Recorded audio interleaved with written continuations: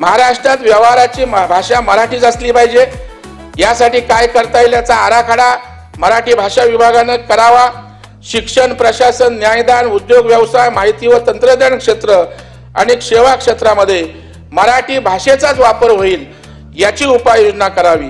इंग्रजी शाळांचं आकर्षण वाढतंय, मराठी शाळांची संख्या दिवसेंदिवस कमी होते। मराठी शाळांचं आकर्षण वाढण्यासाठी सरकारने उपाययोजना या ठिकाणी कराव्या।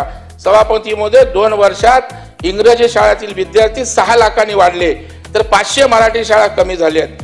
महाराष्ट्रात शालेय अभ्यासक्रमासाठी ही 2 लँग्वेज पॉलिसी आणता येते का याचाही त्या ठिकाणी विचार करावा।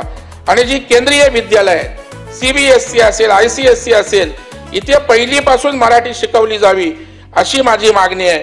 दुकानांवर, आस्थापनांवर मराठी पाट्या लावण्याचा 2022चा नियम आहे, परंतु काटेकोर अंमलबजावणी होत नाही, ती करावी। आणि शेवटची मागणी सभापती महोदय, प्रवास करताना आपण गावाची ओळख व्हावी म्हणून दुकानं असतील, हॉटेल असतील, व्यावसायिक आस्थापना असतील, यांच्या गावाचा नावाचा उल्लेख मराठीत असावा असा नियम आहे। परंतु सर्व ठिकाणी इंग्रजी पाट्या दिसतात, तर त्या मराठी पाट्या सगळीकडे व्हाव्या यासाठी कडक उपाययोजना आणि धोरण या ठिकाणी शासनाने करावं।